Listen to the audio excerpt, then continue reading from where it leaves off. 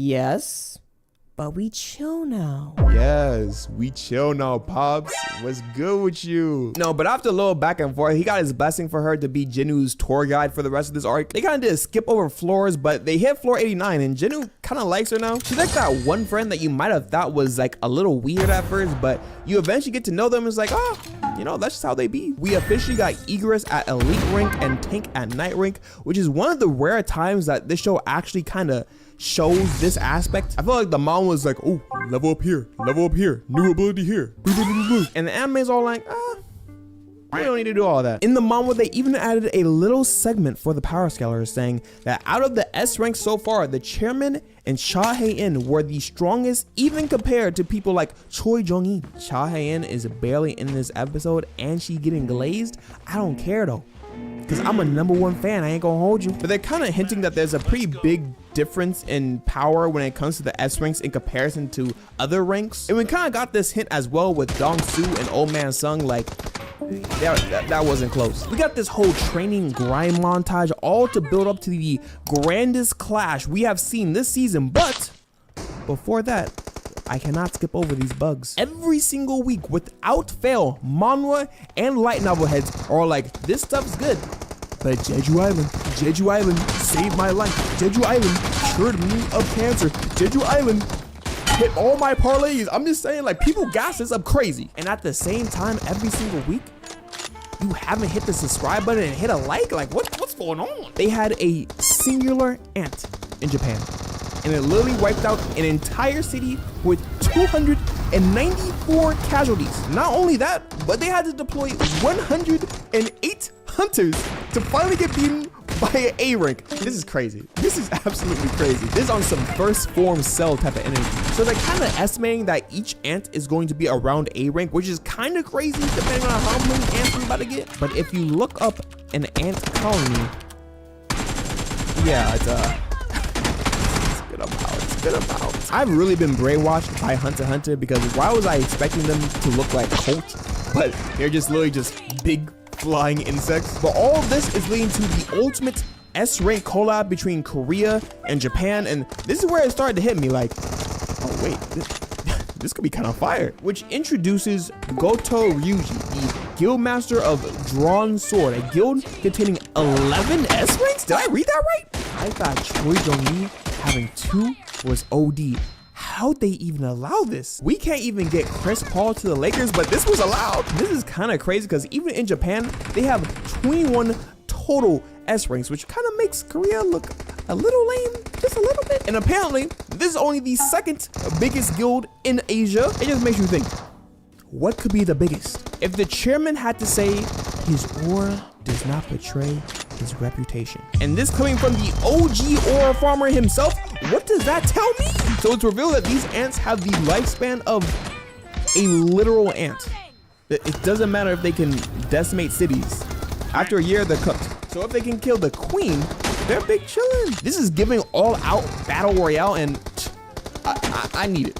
Give me the arc. But enough is enough. We just got the fight of the year. I'm gonna keep it a band. Pulling up on your op with an electric wyvern, maybe one of the most coldest intros we have gotten. He's so shaking back there, and she's not even fighting for real. All purple design with the gold armor, looking like a Los Angeles Lakers. A blue energy blade like Master Chief, the ability to summon a demon army to match Jinu's goons.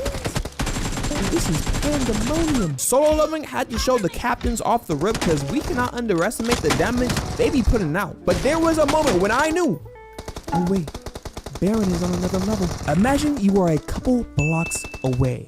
All you see is a purple demon shooting a lightning spirit gun into the heavens, only for the entire area to rain down a lightning nuke. At this moment, Jinu realized he needs to deal with this himself. Like, there's no one else that can stop this. This is getting crazy. Try to sneak bro with the stealth ability, but he ain't some orcs, bro. He is not letting that slide. You really do be liking these oral lightning kamehamehas, and understandably so. This move is kind of cracked, but shout out to that Tusk and Orb of Avarice combo. Honestly, might be the craziest move Jinu has in his party at this moment. This attack gave him the chance to slice off this wyvern's neck like he was cooking with Kaya, but now it is up. No flying, no BS, just a pure 1v1, a pure mono mono. At this point, I knew I can just turn my brain off and enter my true ultimate meditative state.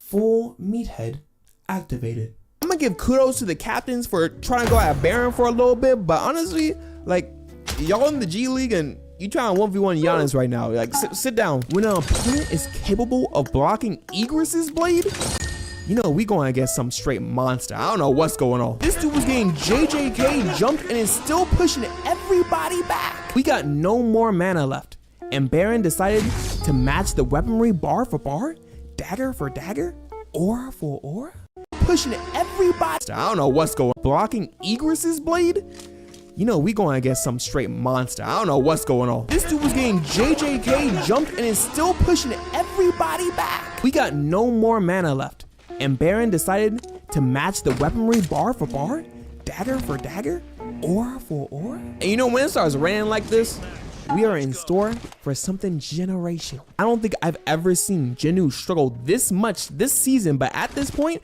this dude had this dude in a chokehold. And usually it's Jinu who's always putting people in the chokehold. Everything Jinu tried to do against this evil version of Barney, he was just able to do better. After he smacked Jinu's dagger away and hit him with this attack, I swore it was game over. I was waiting for that "you die" screen that pops up in the Souls game. Even when he was getting folded, Jinu kind of got back into a stalemate, but oh never mind. Electric hyper beam. But shout out to Iso. Did anyone else think about the Kota and Deku 1,000,000% smash scene? It's pretty bar for bar, I ain't gonna hold you. Jinu saw an opportunity, and who was he to waste it? I will say it again, but Ruler's Hand is the most useful ability in his bag. He was able to pull this dude's arm off like some crab legs. It was crazy. But respect to Bond. Still one of these hands. But screw that. Who needs hands when you can literally shoot electric Grand Race arrows from your mouth? Anytime the anime starts looking like a black and white booty portrait, you know the animators are about to put their foot in this sequence. This may be the uppercut of all anime uppercuts. Ippo, stand down. We may have just witnessed the atomic uppercut. Are we watching Oppenheimer? What's going on? And we all know Jinu. He cannot let a single opportunity to aura farm go to waste. The sun is shining. He got baby girl as a witness to it. The battle is won, and we have to put some love on the Radish game.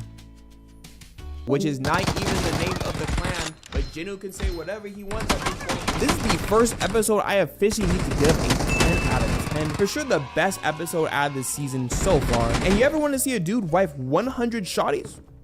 Well, neither have I, but I talked about it in this video right over here. Thank you guys for watching the video again. I hope God blesses your week, and these were my...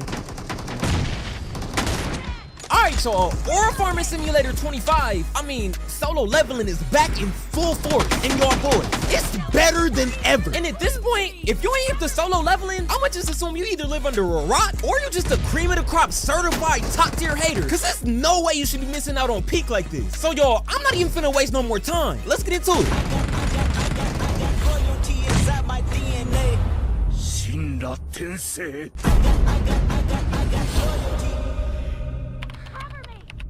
Alright, so the season starts off with our boy, Sungjin Woo, comfy and cozy in bed, catching Z's until he gets a call from Gina. Jinwoo, you're not still asleep, are you? Do you realize what time it is? Yeah, I was. Well, wakey, you're supposed to meet with my teacher today. I'll be right there. So we find out that since Jinwoo overslept, he's late to Gina's guardian teacher conference. And this is because their mom's still in the hospital 10 seconds away from a Rebu card expiring. And their dad is God knows where, still out on a milk run from 10 years ago.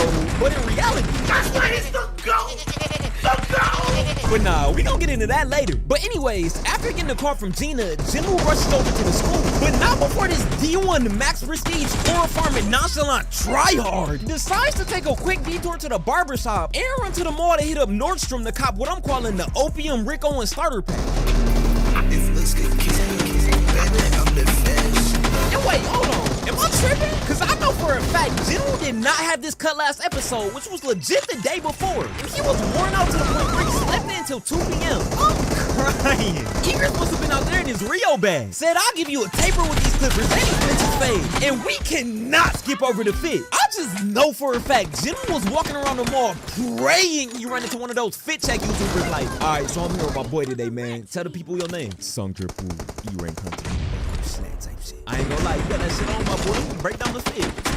It's just a super cool, calm little fit, you know? First off, you know I always gotta be red.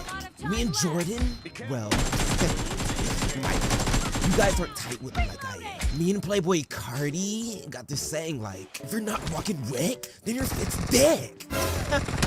Like, if it's not Rick Owens, the whole thing going. Then it's got on this calm little button up from the winter collection they had. This is like 30K. The trousers are actually a Rick Owens collab from their One of One collection. Priceless. But anyways, as Jen was walking through the school, all the little high school shorties is just fiending, no Travis Scott. And mind you, there's not a single dude in sight. They was all probably just gathered somewhere in a corner practicing that Kansas City Chiefs devil magic, praying on General's downfall. Like, just imagine you're that guy in high school. 5-star athlete, tall, 4.0 GPA, valedictorian, student council president, all that. And your girl is out here looking like this? Hey, Dad! All 4.0 GPA, valedictorian, student council president, all that. And your girl is out here looking like this? Hey, Dad! You telling me I just got out a 6-hour AP Calc just to see my girl making Google eyes and imagining how she can recreate every nasty scene in 50 Shades of Grey with this Michael B. Jordan overly handsome ass nigga? Oh no! I'll be in that bitch like these. Por favor, Montoya, por favor. Por favor, Montoya. Montoya. Montoya. Montoya, vuelve!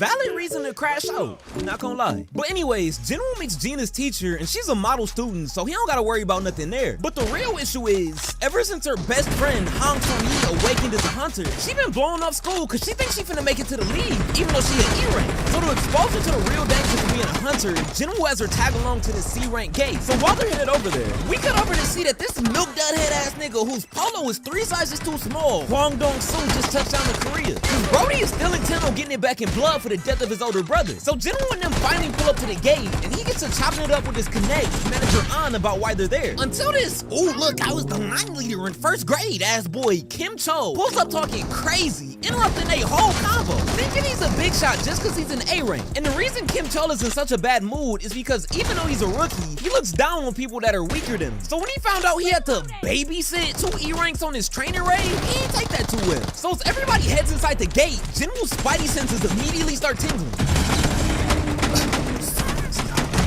What is this feeling?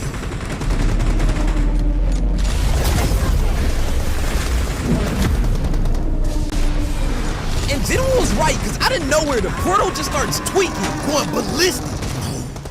No, hurry! General grabs Sung-hee, trying to get her out of there as soon as possible, but it's already too late. What they originally thought was just a C-rank gate had already turned into a red gate. So this little practice mission just turned from a casual stroll in the park on a Sunday afternoon to a treacherous walk through O-Block at 8 p.m. And not like that little stunt Tekashi 6ix9ine tried to pull.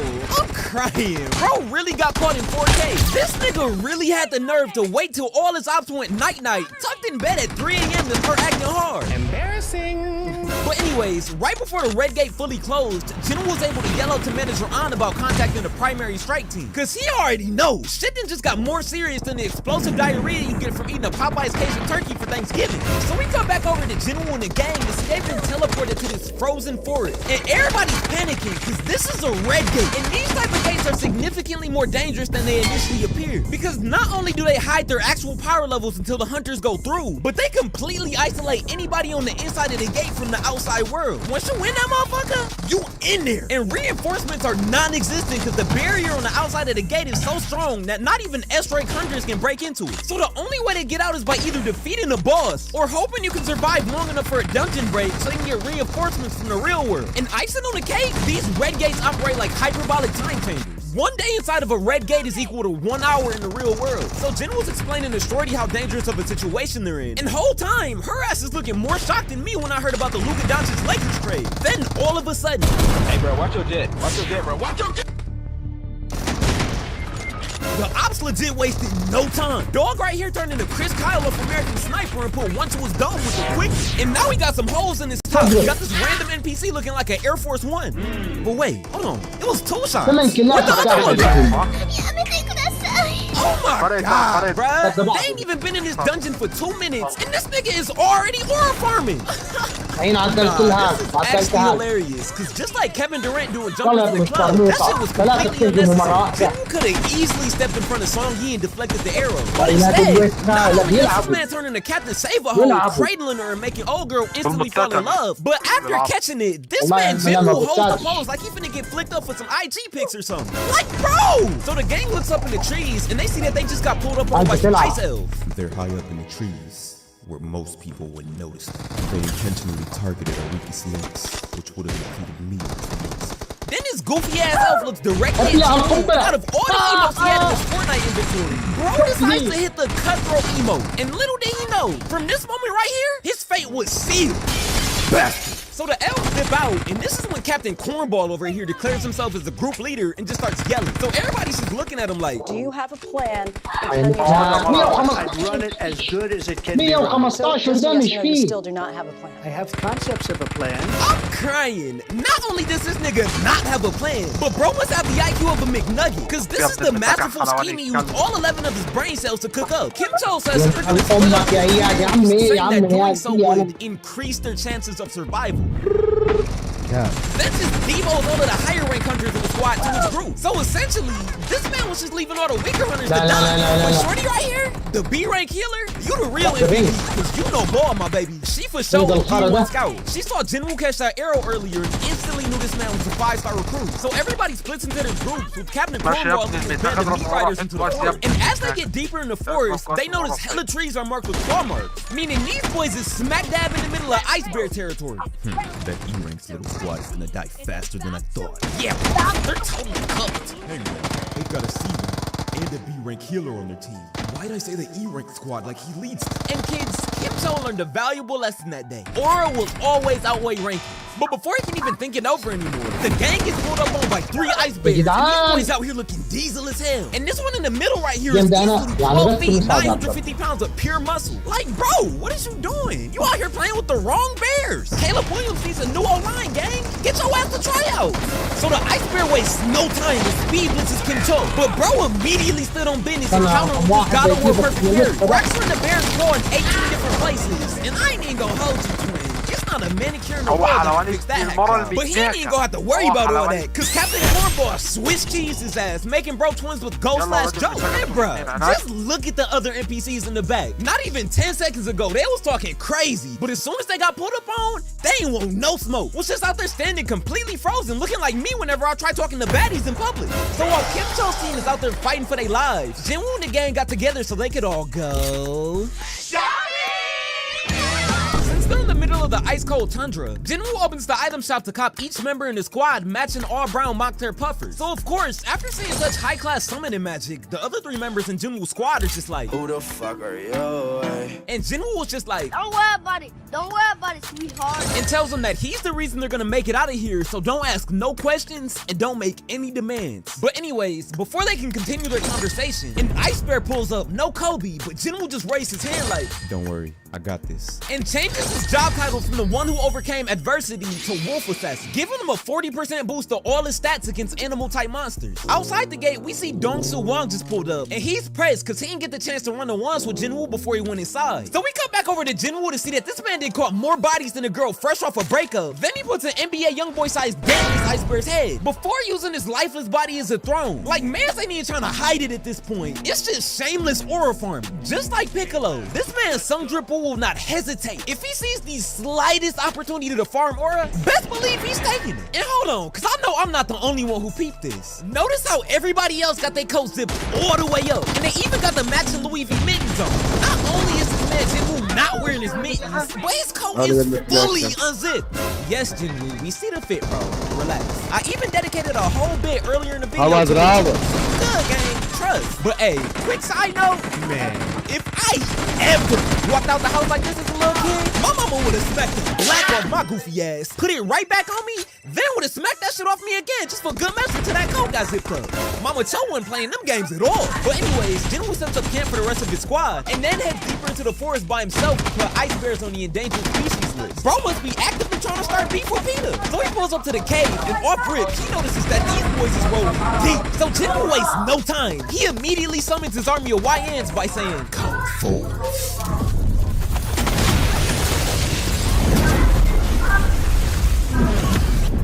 And just like Joel and being on the Sixers, Jinwoo did not come to play. Cause there's so many hitters with that nigga, they could have been the Dodgers. So Jinwoo's shadow army and the Ice Bears just get to going stupid. And mad casualties are being caught on each side. But word to Lil Durk, the difference is, just like Rocket's revive beacon on Marvel Rivals, Jinwoo can essentially spawn unlimited shadows to the battlefield as long as he has the mana to do so. So it don't even matter if his shadows get packed. Them boys can be back as quickly as they left. So as the fight goes on, the NPC Ice Bears are just getting ran through like a school bop, and their numbers is diminishing quickly. That's until the big dog, leader of the pack, pulls up on straight timing, flexing on everybody. But Jinwoo's unfazed, no Lil Uzi. Bro immediately lets out a roar, straight up speed blitzing these three shadows in the front. Sent these boys back to the lobby with one right hand slide, and then backhanded the fuck out of bro right here before turning these two mages into mush. And bro said, "I am not here for no type of games plan. Do not get your twisted." And literally wipes out Jinwoo's entire army by popping his ult, summoning his massive AoE attack. Meanwhile, the whole time this is happening, Jinwoo and Eagers are in the back like, wow. And just like me and Sidney Thomas's DMs, Jinwoo wasn't even finna get his man the time of day. So we just subs in Eagers, who immediately started farming aura, walking slow, showing off the new fit. Bro said he feeding the streets with these 4K Twister clips for edits one way or the other. So the Ice Bear boss full on charges at Eagers, coming at this man's neck like a lumberjack. But Eagers was just like, now you see me, now you don't. Hitting this small little instant transmission before hopping in his Dora bag like, I'm num num delicioso. Taking a chunk out of this man's shoulder while hitting the pole for the gram. Got the Ice Bear screaming for the sweet Lord Jesus. But Broski could not go out like that, especially in front of the hoes. So he tries getting his lick back. But how many times do we have to teach you this lesson, old man? It don't work. Bro hits another instant transmission. Before doing this, it's over, Anakin. I have the high ground. Ass whatever. You're wide open. Green fuck nigga, and blows this man's back out. And I'm not gonna lie, Eagers must have been watching film on Levi Ackerman in his free time or something, because bro is moving around effortlessly. So bro lands on the ground, then takes out both his Achilles, making sure bro will be stuck on the IR for the rest of the season. And in the last ditch effort to save his life, the Ice Bear tries popping his ult again, but Eagers wasn't going for that at all. He knew what dog was trying to do before he even did it. The master of detection. Eagers said, just like the motherfucking judge, the hammer come out for protection. At this point, Jinwoo doesn't know if he should be impressed or concerned, because in his head, he was just like, If Eagers fought me with the sword, I'd definitely be dead right now. Excellent work. So right after seeing Jinwoo wrap up things with the Ice Bears, we cut back over to Captain Cornball Squad, seeing that these boys is in worse condition than Kawhi Leonard's knees. Bro right here is already in a warmer place getting sturdy with King Von. Kim Cho's shield is broken in half, and this NPC is laid out like a picnic blanket, reaching out for him like, please. Group leader, save me. Goodbye, my nigga. Back to the lobby. Captain. And at this moment, last man standing, Kim Cho knew he was cooked. Cause them D-Block demons just pulled up on the gang and squad wiped them boys with crazy efficiency. And the dungeon boss is leading the pack. So I ain't even gotta tell y'all already know. Treacherous activities are bound to ensue. But hey, if you enjoyed the video, be sure to drop a like, hit that sub button for me, and turn on post notifications so you don't miss an upload. I'm dropping solo level events back to back to back on the channel, and the next part is gonna be up real soon. And if you haven't already, make sure you sub up to the second channel and join the Discord community to stay updated on everything and interact with me. All links are down in the description. And as always, y'all already know, I appreciate y'all for rocking with me and supporting me here on the main channel, so thank you. So yeah, I'll see y'all next time.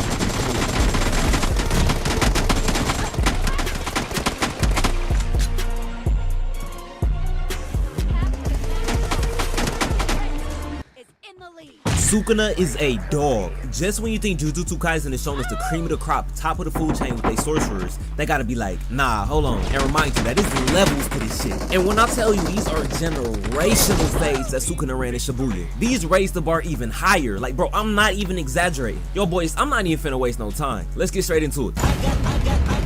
We're already deep into the Shibuya plot, and I swear we ain't seen our boys take nothing but L after L after L. Oh, you thought you was finna come out this fight with a dub? Psych! Hold this L for me real quick, little bruh. The protagonists of this show really out here taking L's like the 2023 Detroit Pistons, cause they can't win to save their life. And now that I think about it, the Pistons might actually be better than them. And that's sad, cause we all know them niggas win games on accident. And our boys in JJK can't even do that for real. And Sukuna was more than happy to add another L to their totals. Woke up on straight young boy timing. So we cut over to Mimiko and Nanako, who's standing over Yuji's body trying to feed him one of Sukuna's fingers. This man Yuji was in Snoozeville like Tim Anderson after getting his pockets ran by Chozo, but ain't get put on a t-shirt cause he got saved by the power of plot. And I'm not gonna lie, just like Josh Giddey, Yuji gonna have a hard time beating these allegations. Like bro, the evidence is right there. FBI, open up! We caught you in 4K Ultra HD Enhanced IMAX. What you gotta say for yourself, bro? Damn. Hell, Yeah, I thought so. Them fraud allegations creeping up on that boy Yuji for sure. But it looked like he getting his I'm him moment in his fight versus Mahito, so I'm tapped. As soon as the girls unsealed one of Sukuna's fingers, Jogo's Sukuna senses got to tingling. So he skedaddled over to where it was real quick and caught Mimiko and Nanako red-handed. Huh? The fuck y'all doing? Y'all fed him a finger? Ew sis, look, it's bootleg Captain Magma. Look at his stubby little legs. Short King slay, Short King, yes! I know y'all heard me. Y'all fed him a finger? Tell me now. As if. I'm not telling you. Fine. Have it your way then. Mimiko!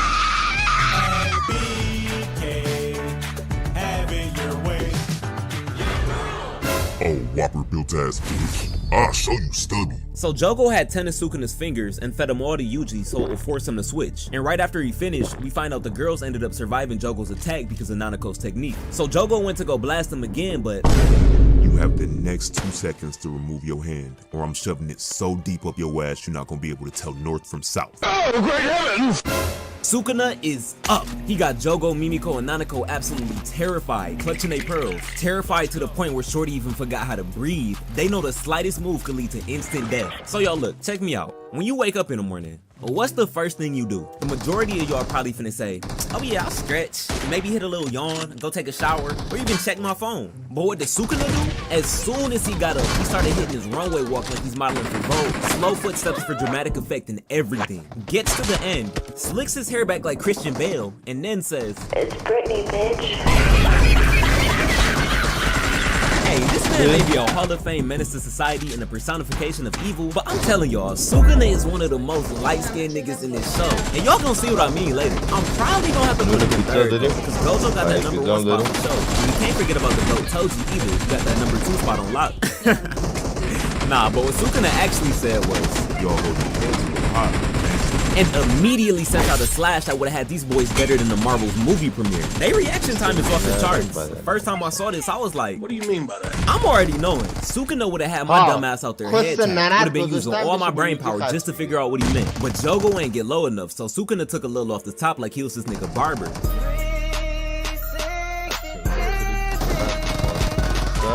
Got Jogo completely shocked. You really thought hitting the Kaepernick was gonna be enough, my boy? You must not value that hand. You two, I'm feeling generous. You wanted to speak with me, correct? What you want? Yes, Sukuna, sir. Like, you see, there's this man impersonating Ghetto. Please kill him. If you do that, like, we'll totally give you another finger. I know I'm asking for a lot, but... Raise your heads. Oh shit, that actually worked? Man, you stupid bitch!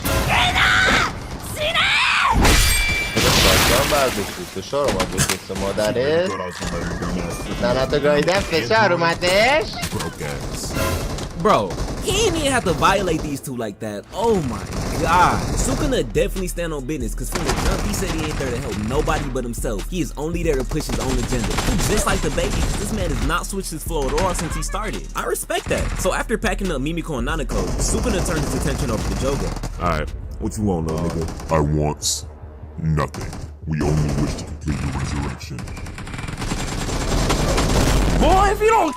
Nah, that sound boring as hell. So we gonna do this instead. You gonna fight me, and if you can land even a single hit, I'll work under you. Oh, shit, So Sukuna and Jogo get to boxing. Çok seri bir Call it action that. fight. And we cut over to see Jogo fall in midair looking like he Gojo. And he was in his head thinking, and Sukuna was locked in, talking crazy too. Line that bitch up.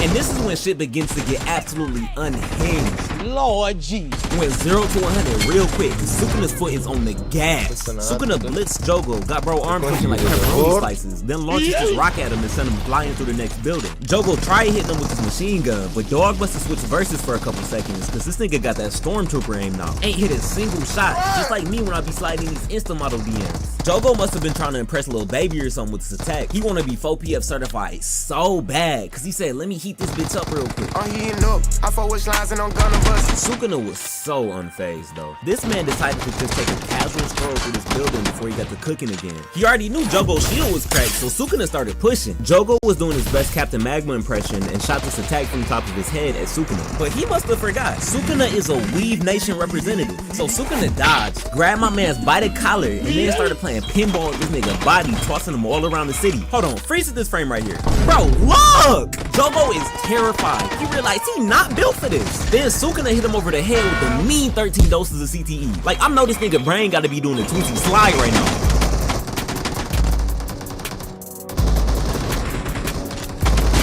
Like, dog, he really made Jogo a prime candidate to write the first ballot Hall of Fame short burst. Left a dent in his head, so now he twins with Dylan Brooks. Even had him hearing memories in his head. Jogo got up like, I can't go out like no bitch, and started burning everything. He even got to surfing on lava like he was in Spy Kids 3, so I was getting hype. I was like, alright, he finna cook. But the only issue is, Sukuna is not taking this man seriously. Again, Sukuna is a Weave Nation representative. He's dodging all of Jogo's attacks with literally no effort. Come on, man. That's too easy. Bro is more concerned about getting wide shots for his Instagram pics. It ain't fair. He just out there flexing at this point. So Jogo tried crushing him with 2 skyscrapers, but Sukuna was like, nah, I'm him. And slashed through everything and came out hitting this majestic pose. See, nah, look, this right here, this the point where we should have just called it raps. It got so bad they even had to change the animation style for a minute. But the violation ain't even over yet. Sukuna said, I got one more in me. So Sukuna blitzed this nigga, legit ran him down like DJ Metcalf, sent him into the stratosphere, and then pile drive Jogo straight through the building, had him falling through floors like Rod Wave. And this shot right here was perfect, cause this was the same way my jaw dropped when I was watching this shit. The JJK writers knew they was cooking up something serious. Sukuna was literally just playing with his food. You can see it in his face. He sent this man Jogo on a whole Thorfinn MLK peace art, cause it looked like this nigga lost the will to fight. But then he just decided to nuke this whole building. Why? Cause fuck them, that's why. So they take the fight back outside, and we got Sukuna ice skating backwards on concrete. And y'all, you can tell Jogo does not want to be in this show no more. He summoned this spirit bomb while hitting the Kamehameha pose to try to get his lick back on Sukuna. But Sukuna was just looking at him like, Little bro, you light work. not taking him serious at all. And mind you, Jogo is a special grade curse. I mean, yeah, he been getting his ass whooped in the show, but look at who he had to face. What, first Gojo, and now Sukuna? Like, Sukuna is taking him as unseriously as Jack Harlow's stage designers for his halftime show in Detroit on Thanksgiving. He putting in minimal effort. So while this fight was going on, Panda and Kusakabe ran into some smoke on the block and started boxing. They saw Sukuna and Jogo was finna renovate that bitch with their attacks, so they was trying to do the dash. But Sukuna flash stepped in so swiftly and teleported these niggas back to 2016 real quick. Got them so shook that they started doing the mannequin challenge. And then he said, I'm finna tank this attack, and I forbid anyone within a 100-meter radius from moving until I say now. And of course it goes without saying, anybody who violates my rule is getting sent to the front row of a Michael Jackson concert. And the countdown begins. This man is a menace talking about some not yet, not yet, still not yet. I know everybody around Sukuna is shitting bricks right now. So Jogo's meteor attack hit, and he geeked thinking he had hit Sukuna, but he looked over and... Damn, bro. That would've got me if it actually hit. Good job. 2 gold stars. You know what? How about you go ahead and try out that domain? Fuck you. Oh, I forgot. You being pussy because that's how that nigga Gojo cooked you last time. My fault, OG. You know what? I'm feeling better. So how about we fight fire with fire?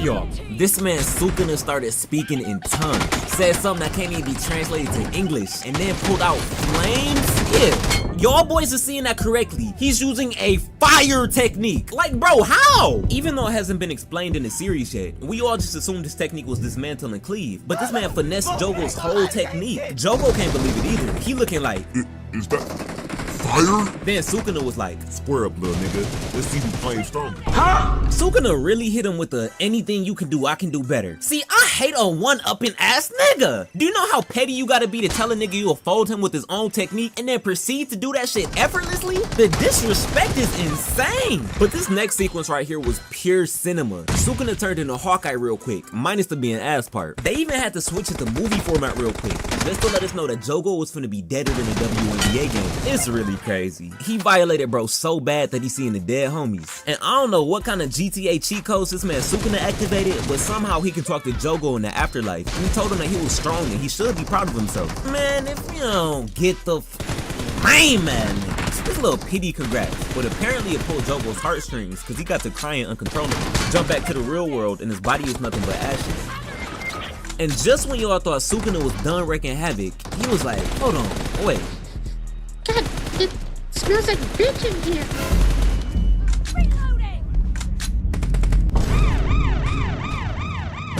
He said, nah, I got more business to stand on. So real quick for context, Megami summoned Maharaga as the last resort after getting snuck by Ponytail Dude, and I could have swore Nanami put him 6 feet deep a couple episodes ago, but I guess he survived. And Maharaga is the most powerful Shikigami a 10 Shadows user can summon, but the problem is, ain't nobody ever been able to tame him. So the nigga pretty much do whatever the fuck he want. As soon as he got up, he hit Megumi with the Will Smith special and bitch slapped this man into the side of a building. Wouldn't let that shit happen to me though. And let me tell y'all, it's not looking too good for the boy.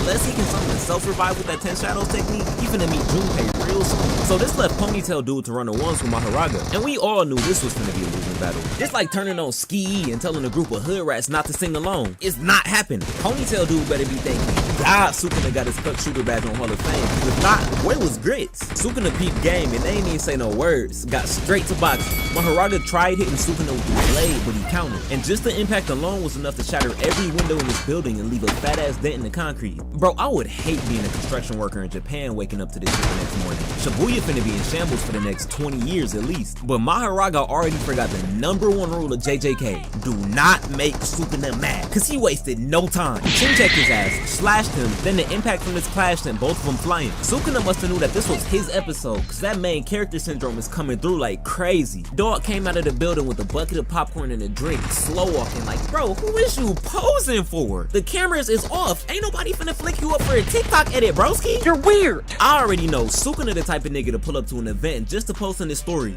Hey bro, last night was a movie. Oh lame man. That popcorn had to be stale and that drink was flat as hell, but this nigga trying to make it look like it hit just to look cool. He even admitted it was nasty and spit it out after a second. So Sukuna slashed Maharaga again, but this just pissed off bro even more. So he darted at Sukuna, dragged him by the face, and then threw him into this building. But what Maharaga ain't know is that Sukuna is a 37-time Olympic gold medalist in gymnastics. He ain't even crashed. He caught himself with his one-arm handstand and then got to smiling. Yep, pack it up. I don't even gotta explain. Run the clip real quick. Did he just laugh at a punch from you? This fight is over. Maharaga blitzed Sukuna again and was like, Simone Biles, who? Oh, my beer. And started hitting Duke Dennis backflips while evading every single attack. They get to the top and started boxing on the roof where Sukuna hit him with that sweet chin music and sliced him up like some salami. Then he got pushed back because of his scream attack. Pause right here. This man want to be Spider-Man so bad, and I'm not gonna lie, his form clean, looking like he trying to save the city from Maharaga. But the only difference between Sukuna and Spider-Man? Niggas think I'm fighting to save the day, but really, nigga, I just like to fight. So Maharaga blitzes Sukuna again. I feel like I've said that like 3 times at this point, but guess what? That don't work. Sukuna hits a swift counter, so Maharaga just started spamming punches. Was out there looking like Garo when they tried jumping him in One Punch Man. And the impact from these hits alone was enough to bring down the whole building. Sukuna webs up Maharaga and throws him into the parking structure. And this has him livid. So Maharaga grabbed the front of his car like he was trying to grip some cheeks. Then just started throwing Hellcats and Trackhawks at Sukuna. Ooh, them boys lucky my whip went in that parking garage. Cursed energy or not, I don't care. I would've had to square up and go box with dog. Like bro, tell me how I'm supposed to explain this shit to my insurance company. Like y'all gotta realize how crazy that sounds. You not getting no bread back for your car, bruh. Alright, so back to the fight. It's getting even more crazy. They crashing through buildings, throwing attacks all willy-nilly, fighting with trains midair. And mind you, there's still hella civilians around, so it's massive casualties just from them boys running the ones. And they don't care. This shit treacherous. Hey, at least them characters in Dragon Ball got the decency to be like, hey bro, let's go find somewhere empty to fight. Alright, bet. 2 tickets to any female rap artist concert, please. Oh yeah, this'll do nicely.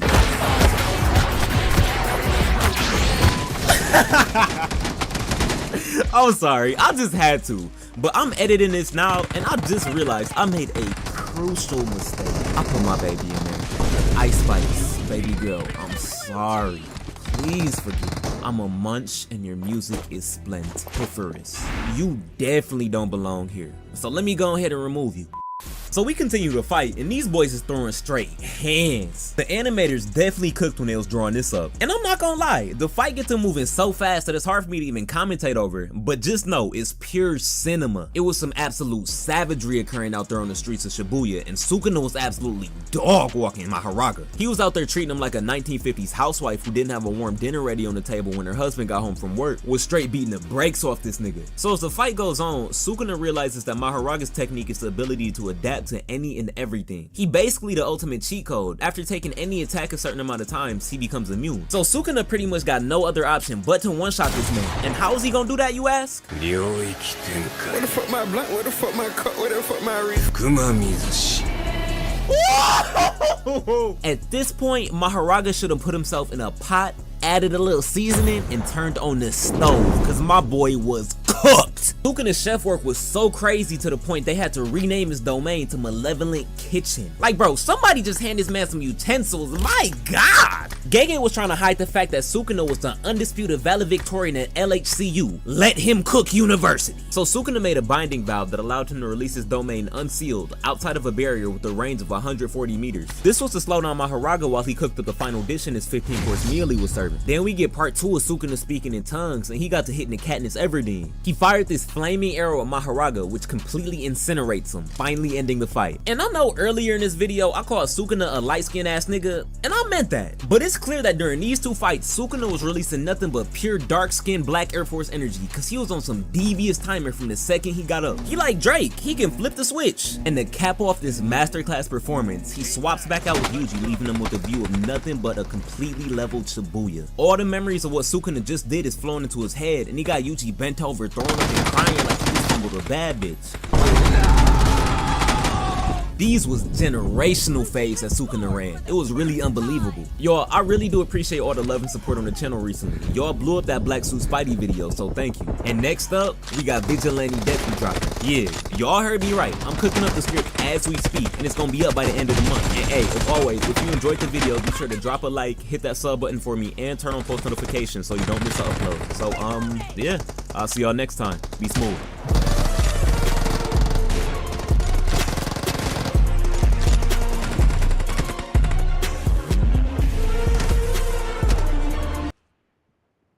Alright y'all, if you ain't been living under a rock for the past 20 years, you've seen My Hero Academia in some way, shape, or form. Since the anime premiered in 2016, that shit has been straight heat, all gas, no breaks. Well, most of it. Yeah, I ain't forget about that snooze fest they had in parts of season 4 and 5.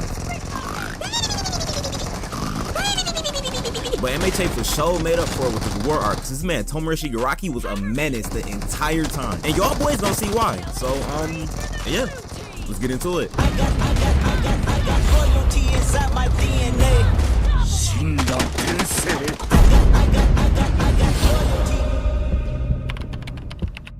So the story picking up right where we left off after the My Villain Academia arc. Tomura Shigaraki and the rest of the league just finished putting his big nose ashy looking motherfucker and his goonies in a place and formed the Paranormal Liberation Front.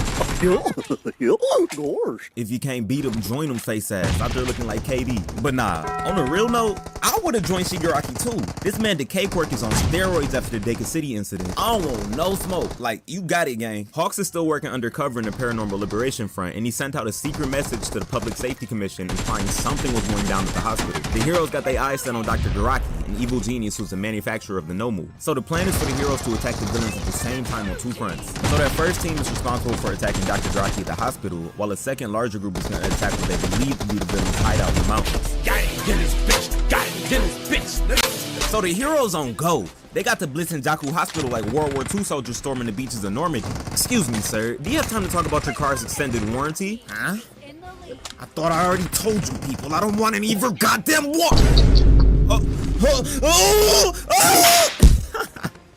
Endeavor pulled up on Dr. Garaki, and this man is terrified. Got this nigga veins popping out his eyes, snot running down his nose. Shit, he looked like me if I ever ran into Pennywise the dancing clown.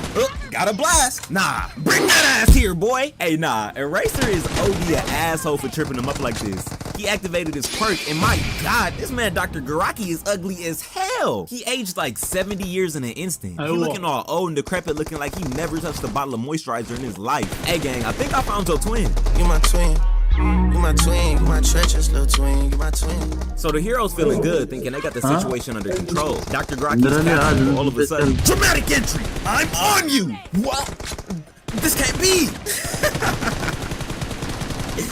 Don't tell me y'all goofy asses thought you was on your tricks up there soon.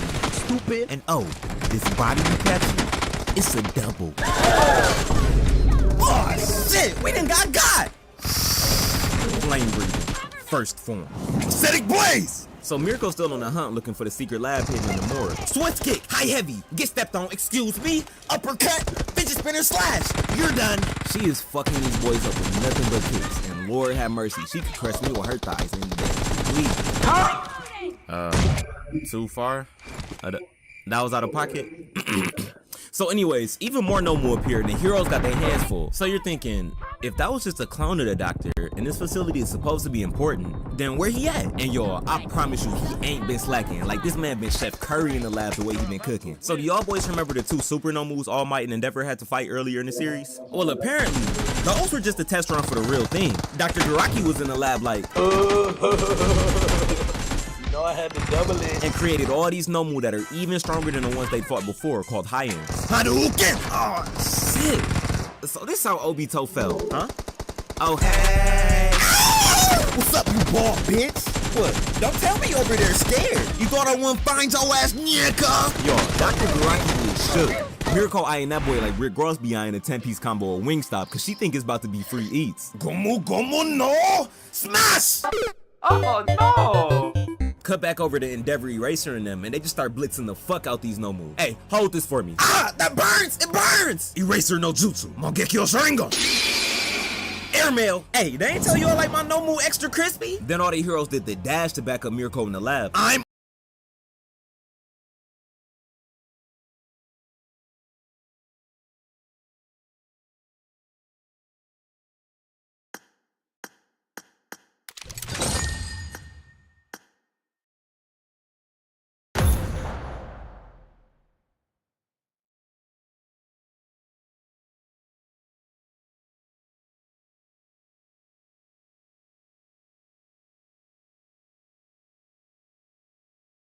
Hey yo, listen up.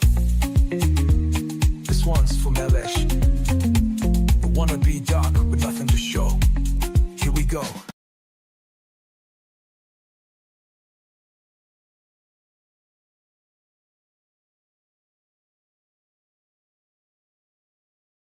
Alright y'all, today I'm trying Bussin' Q here in San Antonio, Texas. This food truck is known for their Dino Rito, the crispy burrito with mac and cheese and a large beef rib. Oh my God. That look good as hell. Good as fuck. Bro, we have to try that. So we went ahead and hopped inside the whip, and bro, we drove for more than 4 hours just to get to the food truck. And bro, when we got to the food truck, bro, they had bro's TikTok on the food truck. But anyways, when I got my food, bruh. Yo, bro, this thing right here is freaking massive, bro. I'm not gonna lie, my mouth is watering, bro. Let's try it. Let's go. God damn! It's a big ass bone. Not gonna lie, bro, this is some big back ass shit, but bro, I love it. Alright y'all, today I'm trying Bussin'. One of the first things I learned about when it came to racial stuff, like my stepdad, he sat down me and my brother, and he's like, potentially a white person can call you the N-word. And when that happens, you beat the fuck out of them. He gave us this whole speech as to why we should do it. It was a tough ass speech. At the end of that speech, me and my brother, we felt like we were Black Panthers. We were like, fuck yeah, we got this. But it took a while for that opportunity to come. And listen, me and my brother, we were trying everything to get people to say it. We were outside holding watermelon like, yo, someone fucking say it already. Come on, man. Damn, they ain't saying shit. But we grew up around poor white people, so they were like, can we have some of your watermelon? Wow. How'd you get that?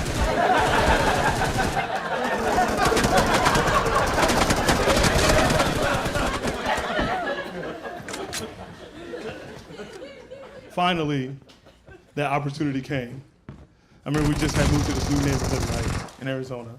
Me and my brother were outside playing. This white kid comes up, starts playing with me and my brother. He was being cool, we thought he was cool, right? Then he said the N-word to me and my brother with the ER. My brother smiled at me, he said, Chappelle, go get that motherfucker.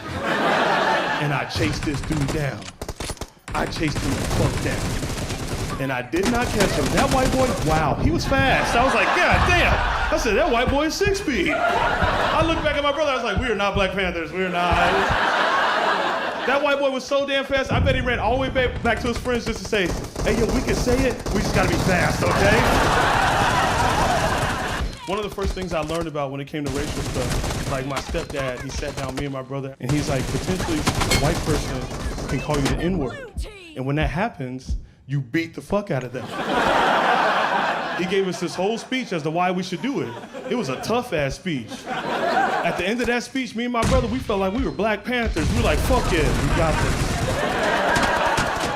But it took a while for that opportunity to come. And listen, me and my brother, we were trying everything to get people to say it. We were outside holding watermelon like, yo, someone fucking say it already. Come on, man. Damn, they ain't saying shit. But we grew up around poor white people, so they were like, can we have some of your watermelon? Wow. How'd you get that?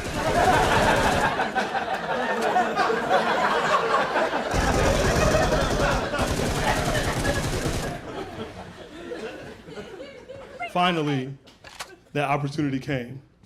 I remember we just had moved to this new neighborhood, right, in Arizona. Me and my brother were outside playing. This white kid comes up, starts playing with me and my brother. He was being cool, we thought he was cool, right? Then he said the N-word to me and my brother with the ER. My brother smiled at me, he said, Chappelle, go get that motherfucker. And I chased this dude down. I chased him the fuck down. And I did not catch him. That white boy, wow, he was fast. I was like, God damn. I said, that white boy is 6 feet. I looked back at my brother, I was like, we are not Black Panthers, we are not. That white boy was so damn fast, I bet he ran all the way back to his friends just to say, hey, yo, we can say it, we just gotta be fast, okay? One of the first things I learned about when it came to racial stuff, like my stepdad, he sat down me and my brother, and he's like, potentially a white person can call you the N-word. And when that happens, you beat the fuck out of them. He gave us this whole speech as to why we should do it. It was a tough ass speech. At the end of that speech, me and my brother, we felt like we were Black Panthers. We were like, fuck yeah, we got this. But it took a while for that opportunity to come. And listen, me and my brother, we were trying everything to get people to say it. We were outside holding watermelon like, yo, someone fucking say it already. Come on, man. Damn, they ain't saying shit. But we grew up around poor white people, so they were like, can we have some of your watermelon? Wow. How'd you get that?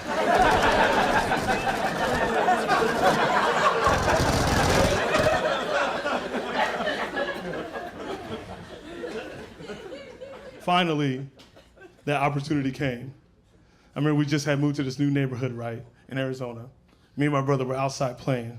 This white kid comes up, starts playing with me and my brother. He was being cool, we thought he was cool, right? Then he said the N-word to me and my brother with the ER. My brother smiled at me, he said, Chappelle, go get that motherfucker. And I chased this dude down. I chased him the fuck down. And I did not catch him. That white boy, wow, he was fast. I was like, God damn. I said, that white boy is 6 feet. I looked back at my brother, I was like, we are not Black Panthers, we are not. That white boy was so damn fast, I bet he ran all the way back to his friends just to say, hey, yo, we can say it, we just gotta be fast, okay? One of the first things I learned about when it came to racial stuff, poor white people, so they were like, can we have some of your watermelon? Wow. How'd you get that?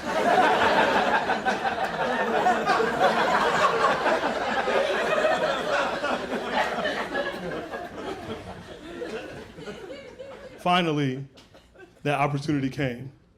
I remember we just had moved to this new neighborhood, right, in Arizona. Me and my brother were outside playing.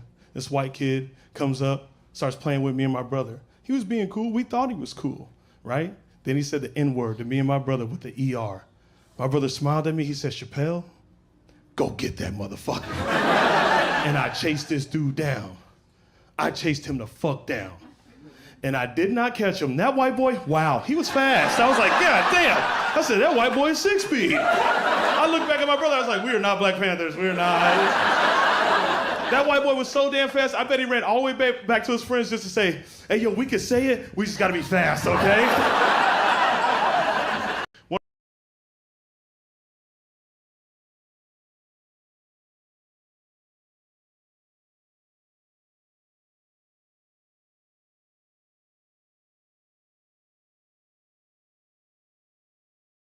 I have to say this so I don't get banned. Disclaimer, do not try this at home.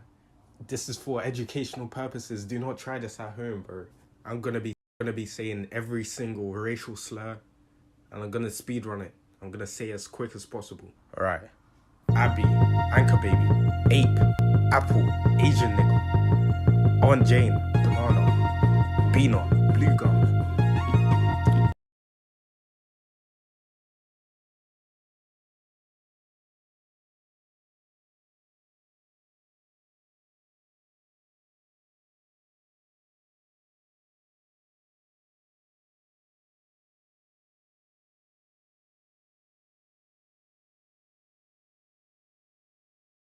One of the first things I learned about when it came to racial stuff, like my stepdad, he sat down me and my...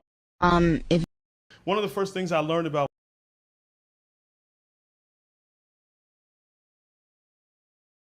Yo, I'm walking on my 10th year off alcohol right now. Yo, I'm walking on my 10th year off alcohol right now. Yeah. Yeah, I don't need your claps. I'm bitter as fuck about it. Like, I don't care.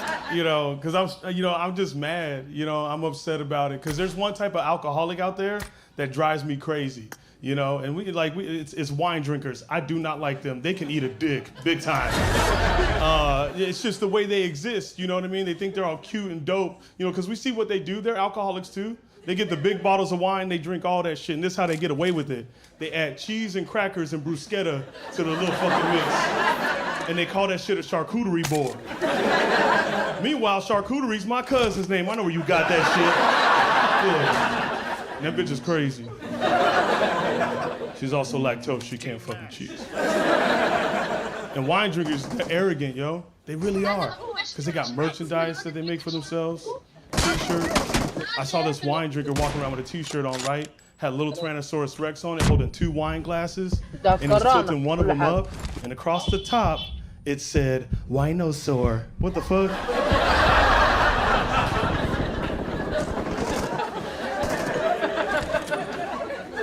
I didn't get no merchandise for all the wild turkey I was drinking. I didn't get no t-shirts made that said hard drink, soft dick. I didn't get that shit made. Just playing.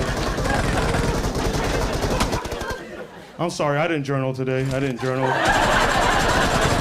didn't read the self-help book. I've been off and on with anger management since I was 15.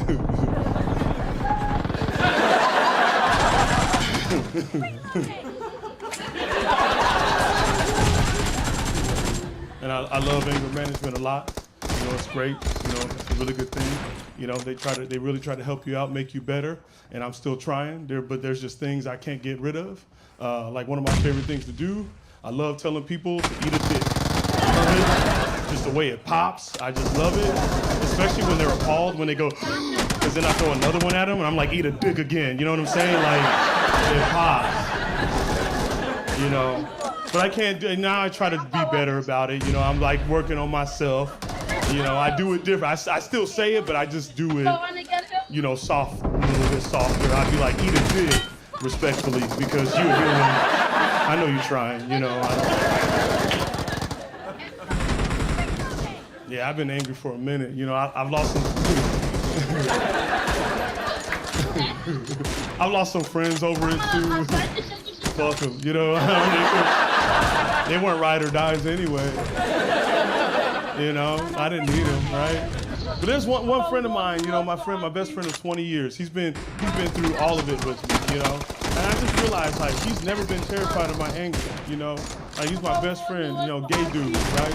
And we used to be roommates and shit, you know what I mean? And I remember one time I worked this crazy valet job, and I rolled up in the house. And I was like, you know, Tommy, I'll go down there, I'll beat everybody's ass. The housekeeper, the boss, the manager, I don't care, right? He was staring at me the whole time. He let me rant, and then once I was finished, he just goes, ew.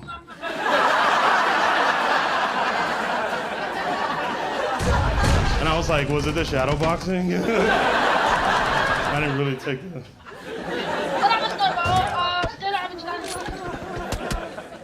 I love my best friend though. He's dope. He's good. He's good people. I love him to death. That's my ride or die. You know what I mean? Like it's crazy, you know, because a lot of my friends, they act like we can't be straight males in this world. Be best friends with gay gentlemen. So they would say these things to me all the time, like, "Oh, your gay roommate, he hitting on you, huh? Yeah, he trying to grab that ass, huh?" Every time I hear that, I just want to slap them for saying that. Yeah, because of course that motherfucker hits on me. Come on now, bro, all this sexual chocolate walking around the house, bro. I look good. My friends are stupid, bro. Like, I'm hot. You know? I go to the gay bars with them too. It's different, man. Like, I gotta realize, like, gay dudes, they don't have a specific look. You know, they look like us, brother. You know what I mean? Like, yeah, I'm telling you, they dress just like us. You too, sir. I know you're trying to walk in here all straight, but you know? So a lot of times, like, when they hit on you, like, they gotta, you know, they don't know who they're hitting on, so they gotta test the waters a little bit. It happened to me. You know, like I said, I go to the gay bars with my homie. You know, we walk into the bar. He likes to do this thing, you know, for me to stand behind him to see what dudes are checking him out while he struts his stuff. And this my dog, I got his back. All of a sudden, this dude comes up to me, like, just out of nowhere, and he goes, "Why were you yelling at me?" Now, I almost told him to eat a dick, but I didn't want to do it in that environment. So I was just like, I didn't say nothing to you. No, why were you yelling at me? And I said, "Hey, dog, I don't know if you got me confused with some other big chocolate man in this club, but I didn't say shit to you, sir." And he replied like this. He goes, "Oh my God, I'm so sorry. Actually, you weren't yelling at me, but those eyes are."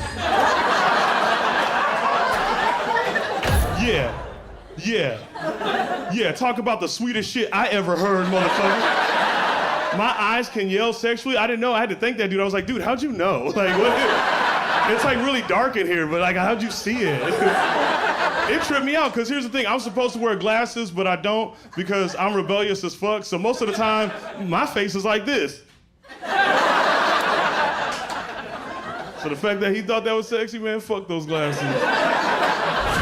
And listen, ladies, step your game up on the way you hit on me, because gay dudes are killing it right now, right? Y'all look weak. Say something clever. Talking about you're cute. Yeah, I know that. I got a gap. What's up?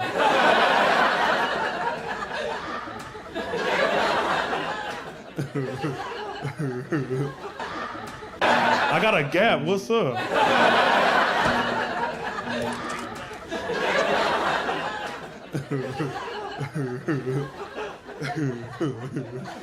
Shut up.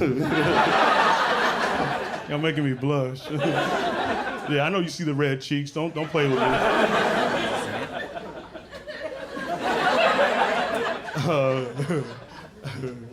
Yo, I started watching those true crime murder docs. Yep, I started watching them, and I immediately had to stop. Why so many of these? You know, I don't think everyone that gets murdered needs a documentary about it. No, that's too much information. And I got one question, and it's for white women. When are you guys gonna stop running in the park at night?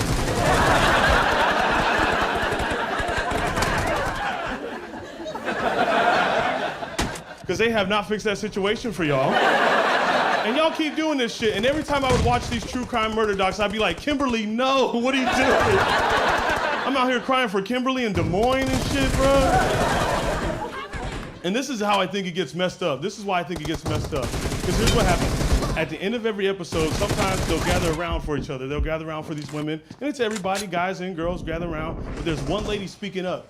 And she'll be like, women should be allowed to run anytime they want, and we will continue to run this park, right? And then everybody starts clapping as they should, but then I thought about it. I'm like, you know who else is clapping for this? The Predators, they're right there. They're like, yeah, run.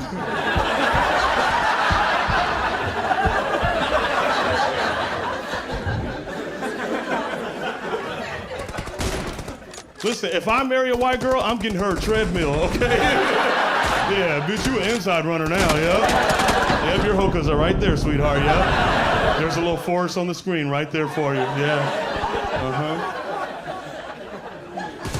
I'm talking shit about white women. I just been with too many of y'all. I need to stop, bro. Y'all fucking, you know, people are like, why no black women? I've tried.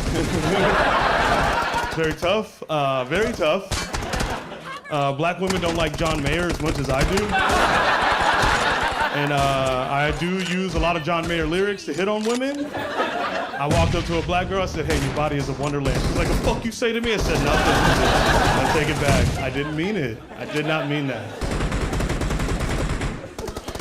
That's my favorite thing about black women. If they don't want someone to fuck with them, they'll just flinch. White women, y'all use words. Write Yelp reviews. Y'all do.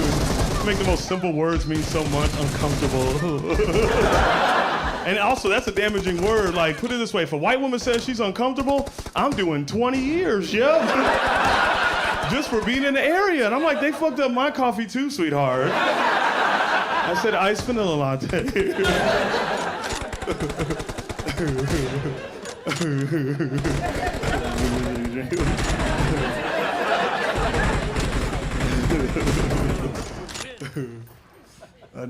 I do a lot of white women shit. I tried to do a cleanse. Bruh, it was crazy. It was like a 7-day cleanse. I lasted 3 days, man. Wow, that was not. So this is what the cleanse was. So the first 2 days, you just do protein shakes. That's it. That's all you can have is just protein shakes. 4 of them for the first 2 days, right? And then on the 3rd day, you get to have a meal, and that meal has to be a salad, right? And listen, I never been so fucking excited for a salad in my life. Like, it was crazy, cause like I don't really fuck with the lettuce and shit like that. You know what I mean? Like, anytime someone puts a salad on my plate, I throw it over my shoulder. I'm like, that's bad luck. Yeah, bro, that's bad luck. Don't do that. Not with this breakfast burrito shit. No, ma'am. Yeah, man. And but I was excited to eat that salad. When I ate that salad, man, I ate it so good. I meant everything, right? And you know what happened to me after I ate that salad? I fucking fainted. Yeah. Why? Because I'm not a skinny white girl named Clarissa. That's why. They had to revive me and shit. You know how they woke me up? They woke me up with Cheetos. Yeah. I woke up, I was like, Chester, what are you doing? Damn.